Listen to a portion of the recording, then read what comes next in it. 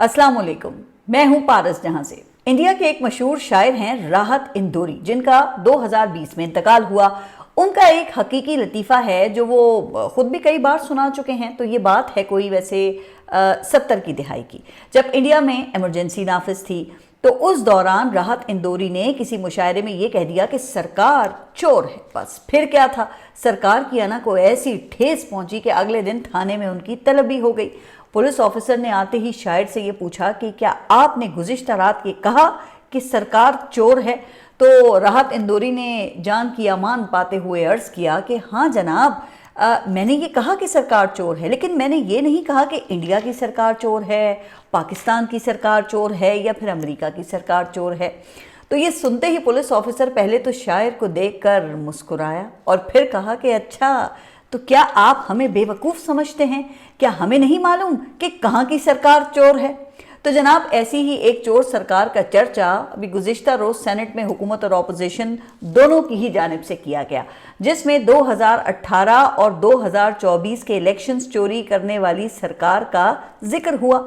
अब ये किस पैराहे में हुआ, इसकी तरफ बढ़ने से पहले एक खुश आइंद पेशरफ्त, और वो ये है कि बिलाखिर अल्लामा राजा नासिर अब्बास साहब का बतौर अपोजिशन लीडर तकर्रुर हो गया है और उन्होंने इसका चार्ज भी संभाल लिया है। अब ये एक अहम पार्लिमानी ओहदा है जो कि गुज़िश्ता कई माह से खाली पड़ा हुआ था, आपको पता ही है। और इस दौरान आइन के ढांचे में बुनियादी तब्दीलियां भी हो गईं, लेकिन पार्लियामेंट के दोनों ऐवानों में अपोजिशन लीडर के वो बगैर ही काम चलाया जाता रहा। हालांकि ऐवान बाला यानी कि सेनेट को वफाक की ज़मानत समझा जाता है ना, जहां वफाक की तमाम इकाइयों को बराबर की नुमाइंदगी हासिल होती है। लेकिन भाई, इस मुल्क की बदकिस्मती है कि इस ऐवान का नाम तो बाला है, लेकिन वफाक से मुतालिक तमाम अहम फैसले इस ऐवान से वो बाला ही बाला हो जाते हैं। बहरहाल वापस आते हैं वो चोर सरकार के जिक्र की जानिब। तो हुआ ये कि अल्लामा राजा नासिर अब्बास ने बतौर अपोजिशन लीडर अपने इब्तिदाई खिताब में हुकूमत को दावत दे दी है कि बस करो, मुल्क का भला करो, अंदरूनी चैलेंजेस हैं, बैरूनी खतरात हैं, ऐसे में सियासी बहरान का हल ज़रूरी है और वो है इमरान खान की रिहाई, सियासी वर्कर्स की रिहाई। बल्कि इस हवाले से उन्होंने कैद सियासी वर्कर्स को आम माफ़ी देने का मुतालबा भी किया। अब इस मुतालबे की दलील देते हुए फिर सेनेट अपोजिशन लीडर अल्लामा राजा नासिर अब्बास ने हुकूमत की सोई हुई जमहूरी रग को जगाने की कोशिश की और फिर कुछ सख्त सवालात उठाए उन्होंने। अल्लामा साहब ने कहा कि एक तरफ तो हमारे इस्टेब्लिशमेंट के बुजुर्गान कहते हैं कि हमारा सियासत से कोई ताल्लुक नहीं है, क्या हम सर पे कुरान रखकर कह सकते हैं कि उनका ताल्लुक नहीं है, लिहाजा अब हर किसी को अपने हलफ के तहत जाना पड़ेगा। हम कब उनका रास्ता रोकेंगे? क्या ये केस बनाने वाले और हमें इस्तेमाल करने वाले हमें इसी तरह इस्तेमाल करते रहेंगे और हम इस्तेमाल होते रहेंगे? अब पता नहीं कि क्या सोचकर अल्लामा राजा नासिर अब्बास ने नून लीग की जमी हुई जमहूरी रग पर गर्म पानी डाला है, क्योंकि ये रग तो उसी वक्त रवां होती है जब नून लीग अपोजिशन की तपिश को महसूस करती है। फिर जैसे ही इन्हें इक़्तिदार मिलता है तो एक बार फिर रगों में मौजूद जमहूरियत को आइंदा अपोजिशन दौर तक के लिए फ्रीज कर लिया जाता है ताकि वो महफूज रहे। तो जनाब, इसी हिफाजती फार्मूले को मद्देनजर रखते हुए फिर वजीर आज़म के जो सियासी मुशीर हैं राना सनाउल्लाह, उन्होंने अल्लामा राजा नासिर अब्बास को जवाब दिया और जिससे फिर हुकूमत की जो नीयत है उसका अंदाज़ा होता है। अल्लामा राजा नासिर अब्बास ने बुनियादी तौर पे 3 सवालात उठाए थे। एक, इमरान खान की रिहाई, दूसरा मैंडेट चोरी और तीसरा कठपुतली नाच का। तो जहां तक इमरान खान की रिहाई का मुतालबा है तो इस मामले पर राना सनाउल्लाह ने फौरन ट्रक की पुरानी बत्ती दिखाई। वो कहने लगे कि अगर इस बात में पड़े रहे कि पहले ये हो फिर ये होगा तो इस तरह न पहले मामलात आगे बढ़े हैं और ना अब बढ़ेंगे, लिहाजा आएं, बैठें, बात करें, फिर जो बात करना चाहें आकर करें। अब राना साहब से जरा कोई ये पूछे कि भाई ये बात तो वजीर आज़म कई बार कह चुके हैं, लेकिन फिर साथ ही राना सनाउल्लाह ये कहते हैं कि इमरान खान की रिहाई पर बात नहीं होगी। तो राना साहब, अब अगर ये पाकिस्तान तहरीक इंसाफ हुकूमत के साथ इमरान खान की रिहाई की बात नहीं करेगी तो क्या ये उनके साथ मौसम का हाल डिस्कस करेगी? इसका मतलब तो फिर यही हुआ ना कि हुकूमत इमरान खान की रिहाई से मुतालिक ना कोई इख्तियार रखती है और ना ही ये बात कर सकती है। अब यही बात कौमी असम्बली में महमूद खान अचकज़ई की तजवीज़ के जवाब में मंडे के दिन डॉक्टर तारिक फजल चौधरी ने भी की है। महमूद खान अचकज़ई ने भी बिल्कुल इसी अंदाज में पार्लियामेंट की बालादस्ती के लिए हुकूमत को ताउन की पेशकश की थी और मौजूदा हालात में इमरान खान की रिहाई को आगे बढ़ने का वाहिद रास्ता करार दिया था। लेकिन हुकूमत इस मामले पर हैंड्स अप करती हुई दिखाई देती है। अच्छा, अचकज़ई साहब ने उन्होंने तो खैर यहाँ तक ऑफर दे दी कि चलें, इमरान खान की फौरी रिहाई नहीं हो सकती तो कम से कम उनकी मुलाकातों पे गैर कानूनी पाबंदी ही हटा दें। तो इस मामले पर भी हुकूमत वो 8 फरवरी से पहले किसी किस्म का कोई रिलीफ भी देने के लिए बिल्कुल तैयार नहीं है, बल्कि उल्टा हुकूमत की जानिब से तो खदशात का इजहार किया जाता है कि अगर मुलाकातों की इजाज़त दे दी गई तो पता नहीं कि इमरान खान क्या कह देंगे और फिर कहीं इनकलाब ही ना आ जाए। बहरहाल अब ये इनका डर है या खौफ है। लेकिन 8 फरवरी के हवाले से राना सनाउल्लाह ने तो बिल्कुल वही बात की जो कि राहत इंदौरी से उस पुलिस ऑफिसर ने की थी कि क्या मुझे नहीं मालूम कि कौन सी सरकार चोर है। तो राना सनाउल्लाह का कहना था कि जो कुछ 8 फरवरी को हुआ है ये कौन सा पहली बार हुआ है, पहले भी तो यही होता रहा है। वाह जी, क्या कहने हैं आपके राना साहब, यानी कि आप ये मान रहे हैं कि चोरी हुई है, जिसका मतलब ये है कि ये हुकूमत जाली है फिर। लेकिन इसे किस्मत का लिखा समझकर पाकिस्तान तहरीक इंसाफ अब भूल जाए और आगे बढ़े। अच्छा, यानी कि पाकिस्तान तहरीक इंसाफ आगे बढ़े और आप मुल्क को रिवर्स गियर लगा के आमरीयत के दौर में धकेल दें। अब वैसे आप अंदाज़ा करें कि राना सनाउल्लाह ने किसी के हाथ में खिलौना बनने वाली बात को कैसे उसका घुमा कर जवाब दिया है। पहले कहा कि 4 माह के धरने इस्टेब्लिशमेंट ने दिए थे, फिर साथ ही वजाहत भी दी कि क्या इस्टेब्लिशमेंट आकर धरने में बैठती है या सियासतदान बैठते हैं। तो अब राना साहब का ये 2 in 1 जवाब सुनकर मैंने सोचा कि ये वक्त भी क्या चीज़ है ना, क्या क्या कलाबाजियाँ खाने पर मजबूर कर देता है। अब 10 साल पहले धरनों का इल्ज़ाम इस्टेब्लिशमेंट पर लगाने की पादाश में नून लीग ने मरहूम मुशाहिदुल्लाह खान और तारिक फातिमी की कुर्बानी दी थी, उन्हें वजारत से अपनी हटा दिया था। मगर आज राना साहब उसी हाइब्रिड निज़ाम का हिस्सा बनकर 2 in 1 की बातें करने में लगे हुए हैं ताकि कल को इस बयान में ये अपनी मर्जी से नुक्ता लगाकर फिर मतलब निकाल सकें। वो जैसे एक जुमला है ना कि जाने दो मत रोको इसे, इसमें अगर आप मत से पहले नुक्ता लगाएं तो जुमला बनेगा कि जाने दो मत रोको इसे। लेकिन अगर वही नुक्ते की जगह को आप तब्दील करके मत के आगे लगा देंगे तो फिर जुमले का जो मतलब है वो उलट हो जाएगा, फिर ऐसे पढ़ा जाएगा कि जाने दो मत रोको इसे। अब आपको पता है ना कि नून लीग भी मत के आगे पीछे नुक्ते लगाकर हाइब्रिड निज़ाम में अपना वक्त गुजार रही है, लेकिन वो क्या है कि मत के आगे नुक्ता लगाएं या फिर पीछे लगाएं, जिसकी मत ही मारी हो उसका कुछ भी नहीं हो सकता है। अब हालांकि अल्लामा राजा नासिर अब्बास ने कुरान पर हाथ रखकर हुकूमती अरकान से एक सवाल किया, बल्कि एक सवाल पूछा था कि बताओ कि उनका सियासत से ताल्लुक़ है या नहीं।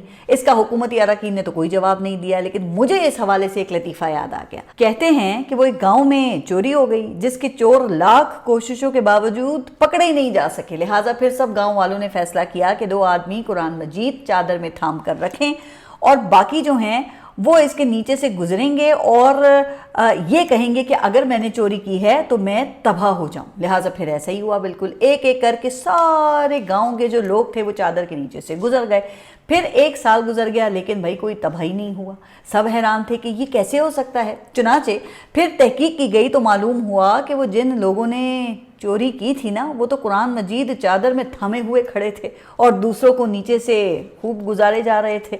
तो अब राना सनाउल्लाह और अल्लामा राजा नासिर अब्बास जितना मर्जी चादर के नीचे से एक दूसरे को गुजारते रहें। अच्छा, कुछ ऐसे भी हैं जिनकी दाढ़ी में तिनका है जो अक्सर ऐसे लोगों को फिर बड़ा बेचैन रखता है। अब वज़ीर दिफा ख्वाजा आसिफ ने गुज़िश्ता रोज़ कौमी असम्बली में पाकिस्तान तहरीक इंसाफ के अरकान असम्बली से तल्ख़ कलामी की। कहा कि तुम्हारा लीडर रुलाने की बात करता था, आज तुम खुद रो रहे हो और ऐसे ही रोते रहोगे। यानी कि इमरान खान के खिलाफ ये जो कुछ भी हो रहा है वो हम कर रहे हैं और ये सब जारी रहेगा। अब एक तरफ सियासी मुशीर राना सनाउल्लाह वो ट्रक की बत्ती के पीछे लगा रहे हैं और दूसरी तरफ दिफा का वजीर मौला जट बनकर धमकियां लगा रहा है, जिसका फिर अमली मुजाहरा वो ग्राउंड पे नजर भी आ रहा है। अब गुज़िश्ता रोज वजीर दिफा कौमी असम्बली में जब ये धमका रहे थे ना तो उस वक्त अडियाला जेल के अतराफ में पाकिस्तान तहरीक इंसाफ के वर्कर्स उसे भुगत रहे थे जो वहां पर इमरान खान की फैमिली के साथ जाहिर है कि यकजहती के लिए मौजूद थे।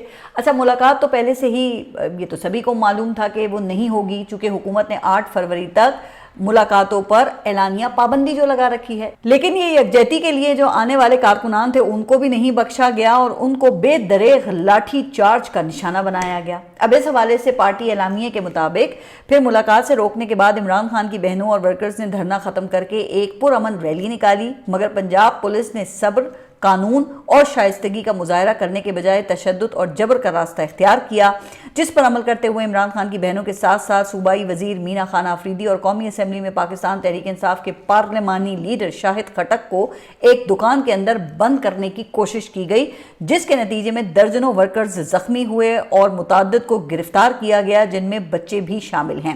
اچھا، پھر اس اعلامیے میں مزید یہ کہا گیا کہ پنجاب پولیس نے غیر قانونی طور پہ متعدد گاڑیوں کو قبضے میں لیا اور نقصان پہنچایا۔ اچھا، اب دیکھا جائے نا تو یہ کسی بھی فیملی ممبر سے عمران خان کی آخری ملاقات ہوئے تقریباً کوئی 50 دن گزر چکے ہیں، جو پاکستان تحریک انصاف کے اعلامیے کے مطابق عدالتی احکامات کی کھلی خلاف ورزی ہے، جبکہ ایسا کرنا یہ کسی بھی انسانی، اخلاقی اور قانونی روایات کے بھی منافی ہے۔ تو اب ایسے حالات میں پھر رانا ثناء اللہ یا وزیر اعظم کی طفل تسلیوں کی پھر کیا اہمیت رہ جاتی ہے؟ لیکن بہرحال پاکستان تحریک انصاف اعلامیے میں اس کا جو ذمہ دار ہے وہ پنجاب پولیس اور پنجاب حکومت کو ٹھہراتی ہے۔ پھر ذمہ داریوں کا یہ تعین پڑھ کر میرے ذہن میں یہ سوال آیا کہ کیا واقعی پنجاب حکومت یا یہ جو پنجاب پولیس ہے یہ اتنی طاقتور ہو گئی ہے، یا پاکستان تحریک انصاف کا جو شعبہ اطلاعات ہے اس نے بھی راحت اندوری کی طرح اصل سرکار کا نام نہیں لیا ہے؟ کیونکہ گزشتہ روز کی ہی یہ خبر ہے کہ جب عمران خان کی بہنوں کو انتظامی حکم کے تحت ملاقات سے روکا جا رہا تھا تو دوسری طرف بیرسٹر گوہر، اسد کیسر اور سلمان اکرم راجہ اسلام آباد ہائی کورٹ میں چیف جسٹس سے ملاقات کی کوشش کر رہے تھے تاکہ عمران خان اور بشرا بی بی کے کیسز سماعت کے لیے مقرر کیے جائیں۔ اس کے لیے وہ چیف جسٹس اسلام آباد ہائی کورٹ کے چیمبر میں گئے، جہاں 3 گھنٹے انتظار کیا، تاہم چیف جسٹس سردار محمد سرفراز ڈوگر کے ساتھ ان کی ملاقات نہیں ہو سکی۔ تو پھر کیا خیال ہے کہ اب ایسا ہو سکتا ہے کہ جسٹس ڈوگر کو پنجاب حکومت نے روکا ہو، اور کیا پنجاب حکومت اسلام آباد ہائی کورٹ پر اثر انداز ہو سکتی ہے؟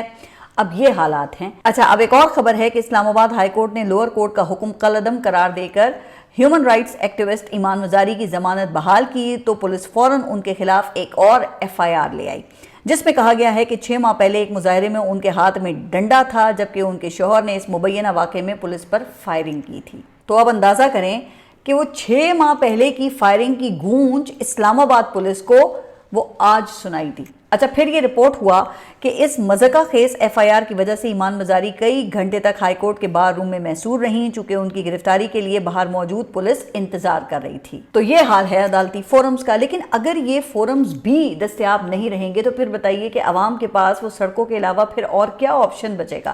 اور کہا یہ جا رہا ہے کہ اب یہ نظر بھی آ رہا ہے کہ ہر منگل کے روز وہ پچھلے ہفتے کے مقابلے میں زیادہ کراؤڈ دیکھنے کو ملتا ہے اڈیالہ جیل کے باہر، اگرچہ اضافہ جو ہے وہ کوئی غیر معمولی تو نہیں ہے، لیکن ایک واضح اپورڈ ٹرینڈ وہ نظر آ رہا ہے، جو 8 فروری احتجاج کے تناظر میں حکومت کے لیے ظاہر ہے کہ پریشان کن ضرور ہے، اور شاید اسی پریشانی کے عالم میں پھر خواجہ آصف اب پاکستان تحریک انصاف کے ساتھ ساتھ پاکستان پیپلز پارٹی پر بھی جا پڑے ہیں۔ اب جو بحث تھی وہ سانحہ گل پلازا کراچی کے مسئلے پر ہو رہی تھی، لیکن موصوف وہ 18ویں ترمیم تک جا پہنچے۔ وہ کہنے لگے کہ 18ویں ترمیم ایک ڈکوسلا ہے۔ اچھا، یہ بات سن کر نا مجھے تو وہ گرگٹ یاد آ گیا۔ یہ 2010 میں مسلم لیگ نون جب پاکستان پیپلز پارٹی کے ساتھ مل کر 18ویں ترمیم منظور کروانے میں بڑی پیش تھی، تو اس وقت یہی حضرت اس ترمیم کو 73 کے آئین کی اصل شکل میں بحالی قرار دیتے تھے۔ لیکن بھئی آج یہ ڈکوسلا بن گئی ہے، چونکہ تعلیم اور صحت کی وزارتیں وہ صوبوں سے جو لینی ہیں، صوبوں کا NFC کا حصہ کم کرنا ہے، اور اسی پہ معمور ہو کر وزیر دفاع پھر گزشتہ روز MQM کا کندھا استعمال کر کے پاکستان پیپلز پارٹی کا سانس خشک کرنے میں لگے ہوئے تھے، کیونکہ حکومت کے پلے جو کچھ نہیں ہے، نہ کارکردگی ہے اور نہ ہی بیانیہ ہے، جس کی غیر موجودگی میں صرف پھر وہ پالش سے کام تو نہیں چل سکتا نا۔ لہٰذا اقتدار کو طول دینے کے لیے آپ دیکھ لیں کہ یہ آئے روز متفق آئین کی شکوں کا کوئی نہ کوئی نذرانہ پیش کیا جاتا ہے، لیکن کیا اس سے اقتدار بچا سکیں گے یہ؟ تو اس کا حتمی جواب تو پھر میرے پاس نہیں ہے، لیکن جناب تاریخ ہمیں یہ بتاتی ہے کہ کنونشنل لیگ ہو یا کاف لیگ، ایسی سروسز سے آج تک اقتدار تو کسی کا بھی نہیں بچ سکا ہے، ظاہر ہے کہ کرایہ دار ہیں، ذاتی مکان تھوڑی ہے، تو پھر کر لیں موج کچھ مزید دن اور یا کچھ عرصے کے لیے اور۔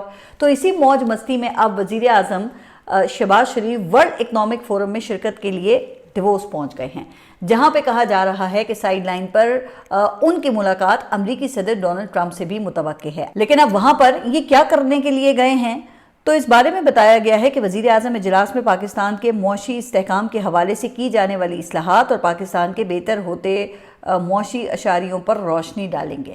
اب پتہ نہیں کہ وزیر اعظم کے پاس پھر کتنی روشنی ہے، چونکہ معاشی اشاریوں کی جو اس وقت حالت ہے نا، اور معیشت میں یہ جتنے بڑے بلیک ہولز ہیں، تو وہ یہ عام روشنی سے تو لٹ نہیں ہوں گے۔ لیکن پتہ ہے کہ اس سے بھی زیادہ مزیدار مجھے اگلی بات لگی ہے، جس میں یہ کہا گیا ہے کہ وزیر اعظم ملک کے استحکام کے حوالے سے ٹرپل او پروگرام پر بھی ورلڈ اکنامک فورم پر بات کریں گے۔ اچھا، اب یہ ٹرپل او پروگرام کیا ہے؟ تو اس حوالے سے بتایا گیا ہے کہ یہ آرڈر، اپارچونٹی اور آپٹیمائزیشن ہے۔ اب پتہ نہیں کہ رول آف لاء کے بغیر کون سے آرڈر لے کر وزیر اعظم صاحب وہ ڈیووس گئے ہیں، لیکن ان کیچی سلوگنز کو سن کر مجھے ارسطو پاکستان احسن اقبال کا خیال آ گیا، جو 5 ایز پر مشتمل اڑان پاکستان کا ڈھول پیٹتے ہی رہ گئے۔ تو اب وہ ٹرپل او آ گیا ہے، لیکن مجھے سمجھ نہیں آئی کہ وزیر اعظم، نائب وزیر اعظم، وزیر خزانہ، وزیر اطلاعات، وزیر اقتصادی امور اور وزیر اعظم کے ایک معاون خصوصی سمیت ایک بھاری بھرکم حکومتی وفد آخر وہاں پر لینے کیا گیا ہے، جبکہ یورپ وہ خود اس وقت بحران کا شکار ہے اور گرین لینڈ کو ہتھیانے کے امریکی حربوں کا سامنا بھی کر رہا ہے، چونکہ یورپ کے انکار پر صدر ٹرمپ بھاری ٹیرف عائد کر چکے ہیں اور جواب میں اب یورپ بھی تجارتی پابندیوں کی تیاری کر رہا ہے۔ تو ایسے میں پاکستان جیسے پھر غریب ملک کا مہنگا بیرونی دورہ یہ سمجھ سے باہر ہے۔ اب Iran, Gaza, Venezuela, Greenland اور یورپ پر امریکی موقف کی وجہ سے ہر طرف جو ہے وہ ایک افراتفری کا عالم ہے۔ عالمی مالیاتی منڈیوں میں بنچھال آیا ہوا ہے، چونکہ غیر یقینی کی صورتحال جو ہے۔ اب صدر ٹرمپ وہ جس سے بھی کوئی تقاضا کرتے ہیں نا، اور اگر وہ پورا نہ ہو تو وہ نہ صرف تجارتی پابندیاں عائد کرتے ہیں بلکہ اس سے بھی سنگین نتائج کی دھمکیاں دیتے ہیں۔ اور اب تو امریکی صدر نے مختلف ممالک کے جو سربراہان ہیں ان کے پرائیویٹ میسیجز بھی پبلک کرنا شروع کر دیے ہیں۔ اچھا، اس حوالے سے بڑی مثال وہ فرانس کی ہے۔ ابھی حال ہی میں جب یورپ پر یہ ٹیرف عائد کیا گیا نا، تو فرانس کے صدر میکرون نے سب سے سخت موقف اختیار کیا تھا۔ فرینچ صدر نے یورپی ممالک پر زور دیا کہ امریکہ کے خلاف سخت جوابی اقدامات لیے جائیں۔ پھر صدر میکرون نے ٹرمپ کے غزہ پلان پر بھی تحفظات کا اظہار کیا، جس پر صدر ٹرمپ سے سوال ہوا تو انہوں نے بہت جلد میکرون کے اقتدار سے باہر ہونے کی پیش گوئی کر ڈالی اور مزید یہ کہا کہ اگر میں نے صرف 2 فرینچ مصنوعات پر ٹیرف 200% کر دیا تو میکرون غزہ بورڈ میں شامل ہونے میں دیر نہیں کریں گے۔ اچھا، پھر اس بیان کے کچھ ہی دیر بعد صدر ٹرمپ نے فرینچ صدر میکرون کا ایک ذاتی جو پیغام تھا وہ بھی پبلک کر دیا، جس میں وہ ٹرمپ کو اپنا دوست قرار دیتے ہوئے شام اور ایران کے حوالے سے تعاون کا یقین دلا رہے ہیں۔ تو اب ان حالات میں پھر اللہ خیر ہی کرے کہ کہیں صدر ٹرمپ پاکستان سے کوئی فرمائش نہ کر دیں، چونکہ کہا تو جاتا ہے کہ ہم نے بھی کچھ کمٹمنٹس تو کی ہوئی ہیں، اسی لیے غزہ امن بورڈ میں جن 60 ممالک کو شرکت کی دعوت دی گئی ہے اس میں پاکستان بھی شامل ہے۔ اچھا، فورن آفس نے اس آفر کی تصدیق کی ہے جو آج پاکستان نے قبول کر لی ہے، جبکہ اس دوران UAE، مراکش اور بحرین نے غزہ امن بورڈ میں شمولیت کا اعلان کر دیا ہے۔ سعودی کابینہ کے بارے میں بھی یہ اطلاعات ہیں کہ وہاں سے بھی اس کی منظوری ہو گئی ہے، صرف باضابطہ اعلان رہ گیا ہے۔ اچھا، اب اگر دیکھا جائے نا تو یہ امن بورڈ یہ ہر لحاظ سے صدر ٹرمپ کے گرد ہی گھومتا ہے، وہی حرف آخر ہیں اور ظاہر ہے انہی کو ویٹو کا حق حاصل ہے۔ اب اگر اراکین ان کو ہٹانا بھی چاہیں نا تو وہ بھی ان کی مرضی کے بغیر ہٹا نہیں سکتے، اور اگر وہ ہٹ بھی گئے تو جو اگلا سربراہ ہوگا وہ بھی صدر ٹرمپ کی مرضی سے ہی آئے گا۔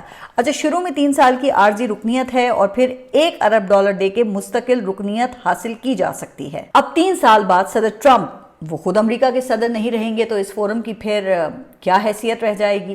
خیر، یہ تو پھر اس وقت ہی دیکھا جائے گا نا، لیکن فی الحال مسئلہ اگلے 3 سال کا ہے جس میں ہر ملک صدر ٹرمپ سے بچ کر ہی چلنا چاہتا ہے۔ حالانکہ اس پلان میں سب سے بڑی جو ایک تنقید ہو رہی ہے وہ یہ کہ اسے اقوام متحدہ کے متوازی ادارے کے طور پہ دیکھا جا رہا ہے، جہاں پہ ताकतवर मुल्क बैठकर दुनिया के बड़े फैसले करेंगे। अच्छा, फिर इस तासुर को ज़ाइल करने के लिए सदर ट्रंप ने एक बयान भी जारी किया। उनका कहना है कि गजा अमन बोर्ड को अक़वाम मुत्तहिदा का मुतबादिल बनाने का इरादा नहीं है, अक़वाम मुत्तहिदा को अपना काम जारी रखने देना चाहिए। तो जनाब, अब इन हालात में पाकिस्तान के लिए भी इम्तहान की घड़ी तो है, क्योंकि एक तरफ अमेरिका की बढ़ती हुई तवक्कात और उसके नताइज हैं, जबकि दूसरी तरफ चीन के साथ हमारा एक स्ट्रेटेजिक अलायंस है। और सदर ट्रंप के फैसले वो आपको बड़ी अच्छी तरह पता है कि वो बीच के रास्ते की गुंजाइश तो छोड़ते ही नहीं हैं। अब अल्लाह ना करे अगर ऐसा कोई मौका आया तो फिर एक साइड का इंतखाब तो करना पड़ जाएगा, जिसके जाहिर है कि कुछ असरात और फिर कुछ नताइज भी होंगे। शायद इसीलिए तो कहा जाता है कि हाथियों की लड़ाई से ख़ुद को दूर ही रखना चाहिए। मगर मसला ये है कि ये बात शॉर्टकट मारने वाले नहीं समझते। आप सब अपना ख्याल रखिए और अगले व्लॉग तक के लिए अल्लाह हाफिज़।